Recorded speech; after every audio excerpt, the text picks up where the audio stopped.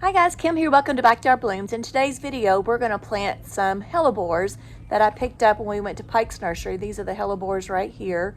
And I got them the exact same time that I bought this camellia, the apple blossom camellia that I already planted in a previous video. But these hellebores like shade, and this side garden is the only really nice area that I have for shade. And I'm going to plant them exactly in the middle because they get the least shade of all. But here's the plant tag. It's called Wedding Party Maid of Honor. And I thought this plant would be gorgeous against this hardy board that I have here. I have to be really careful and not plant anything too dark because I want it to contrast really well with the hardy board. So kind of keep that in mind what color your house is when you're buying your plants. But I did some research on this plant and you guys are going to be very intrigued. I learned some things that I had no idea about this plant. I just thought it was a pretty little plant that gave me some flowers in the wintertime going into spring, but I was definitely wrong. But let me tell you about this plant first. So first of all, it says it's deer resistant there. They don't like deer, and there's a good reason for that, and I'm going to tell you why. But anyways, this plant is hardy to -20, which is awesome for you guys that live up in north. And thank God it never gets that cold here. I think my bones would hurt. I know I would not like it. And this plant will get 18 to 24 inches tall. So it's something that you want to definitely keep in the very front of the garden. So I'm sitting here on my porch on the paver patio. So I'm going to definitely put these closer up to the front of the garden, not in the back of the garden, so we can see them. And this one in particular blooms in early spring. So it is a mounding evergreen perennial, which means it stays green all year round. So it's never going to be deciduous, which loses its leaves all the time or in the wintertime. So it's going to have some green on it all the time. It has light to dark pink double flowers, so that's a bonus. I love anything that has double flowers, and green foliage, and it's drought tolerant once it's established. And then on the plant tag back here, so always look at your plant tag on the back, and I always save these tags so I can have future reference. I'll just throw them in a little cute box, so whenever you find a cute box when you're out and about, just say, hey, think of me, and say that'll be cute, and put all my plant tags in. But anyways, it says it takes moist soil enriched with leaf mold or compost. So I do not have leaf mold, but I do have some compost. So I have some land and seed that I picked up from Creekside this past weekend. She was having a sale on those, so I was lucky enough I grabbed me 4 bags of that. And it says mulch for winter, which I already have mulch here. And then remove old leaves before new spring growth. So easy enough. So I'm excited to see what these are going to look like in the winter time. I'm always like super excited to find something that will bloom here in the winter. And that's what this plant looks like up close. So real pretty glossy leaves. And there's the plant tag for that, and I have 3 of these. So I'll probably plant all 3 in the exact same place because I like to plant multiple things to give me that big wow factor when you could see it far away. But let me tell you about these hellebores. So there's approximately 20 different species, so you can find these in any type of color. You can get them from black to red to pinks to whites. So lots of different colors to choose from. And I already told you they're an evergreen perennial, and they're a flowering plant. They're from the family of the ranunculus, even though they are called the winter rose and the Lenten Rose. They're not part of the rose family whatsoever. And many are poisonous. So it's a good thing the deer don't like these because, yeah. So don't let that turn you off, because they say that poisonous is rare but occasionally does occur. But the plant produces alkaloids which makes the plant distasteful to many animals. So I guess that's why the deer don't like it. And hopefully my Sasha will never try to take a bite out of this plant. But despite its toxicity, can't say that word, black hellebore was used by the Greek and Romans to treat paralysis, gout, and particularly insanity. Very interesting. And the H. niger, which is a common name for this plant, was called because there was an old legend at Christmas time that a little child did not have a gift to bring to Christ Christ Jesus, which I'm assuming was Jesus in Bethlehem.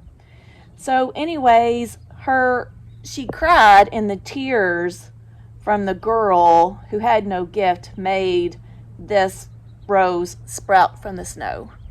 So I thought that was really interesting. And there's other stories too. So you can do your own research also, but there's several different stories. Also in 585 BC, the Greek besiegers poisoned the city water supply to kill some people while they were at war. So yeah, very interesting about this little Lenten Rose plant. You would never have known.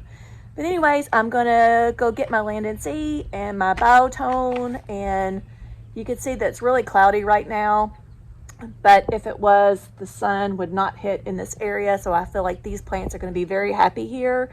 So they do like moist, which I have on this side garden, and I have some compost, so I'm hoping that these plants are going to be very happy in this area.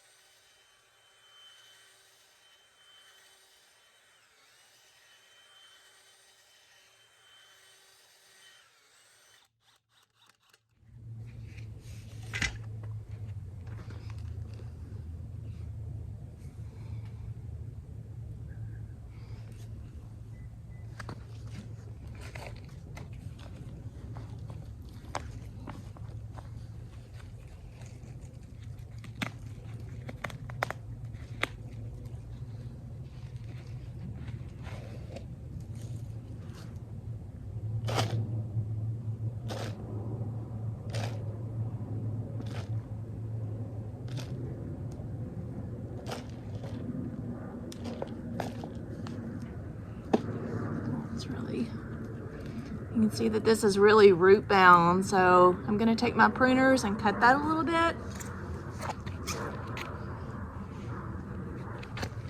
I have my Felco pruners, and I'm just going to snip this on the ends there so I can encourage these roots to grow out a little bit more.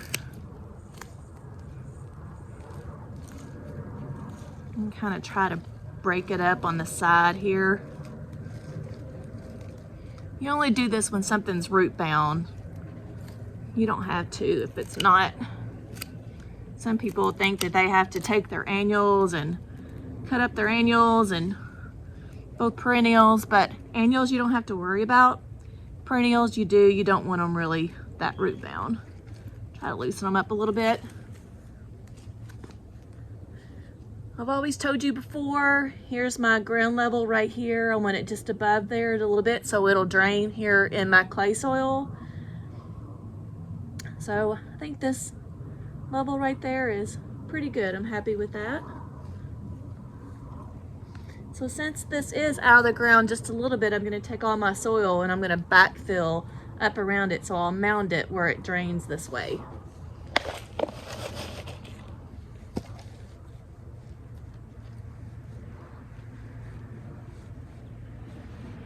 And once you get your soil backfilled, you don't want any kind of air pockets in your plant right here, so I just tap on it with my foot like so, just to get all the air pockets out.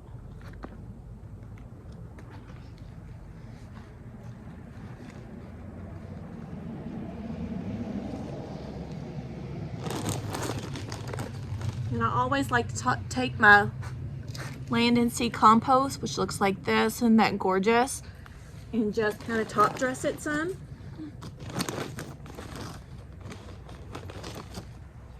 This has a lot of nutrients in it as well, so really good for the plant.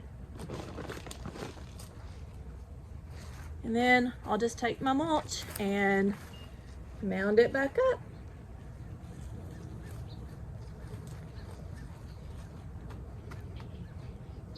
Just like so.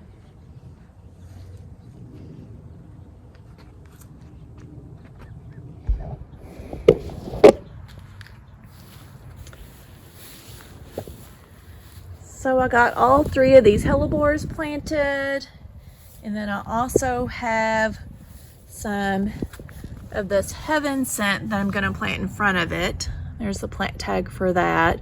And both of these stay the exact same height. So as you can tell, I'm putting everything right in front of this border. Both of these will get the exact same 18 to 24 inches tall. So I have a hellebore there, one there, and one there. And I love these because they look all fern-like. So I'm just kind of intrigued. So even when they're not flowering, I think I'm going to enjoy the texture. And this texture looks really good with that texture there. So I'm excited about that. And in my next video, I'm going to show you and tell you about this heaven scent. But I hope you guys enjoyed this video. And there is what my plantings are going to look like. And again, this area has nothing but part shade, so sun in the morning and definitely shade in the afternoon. So I hope you enjoyed this content about these hellebores, and boy did they have quite the little story. I had really no idea, so there was something in me that wanted me to research, and I'm glad that I did. Anyways, if you like this content, make sure you like and subscribe. I'm very close to my 1,000 subscribers, and after that I'll get paid. By the way, it's free to subscribe. And I actually hate that term because it makes you feel like you got to have a subscription for some reason and pay. But anyways, it's more like I'm going to follow you. But I'll see you in the next video, friends. Bye.